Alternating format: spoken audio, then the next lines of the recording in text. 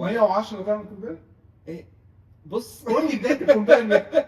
ان هم زمان اعتقد في 2006 كان في عمليه محاوله لعمليه ارهابيه في بريطانيا. مجموعه من الناس كانوا عايزين يفجروا الطياره او يعني يعملوا، بازازه ميه. تخيل. معلش واسعة شوية. وشوف على وسعها ده كله قادرة تعملها. ان هم يحطوا مواد متفجره او حاجه في ازايز عصير ميه وات ايفر ويدخلوا. فهتقولي طب ما 100 مللي ممكن 100 من هنا على 100. 200 يعني.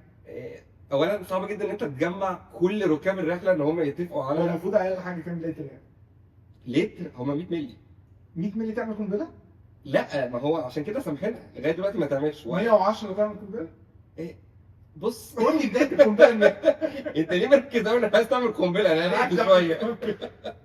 ايوه اصل لو 120 تعمل قنبله، طب انا معايا 60 وانت معاك 60 ونحطهم على بعض. لا، هي محتاجه اكتر من 100 مللي بكتير. اعتقد محتاجه اكتر من لتر او اتنين.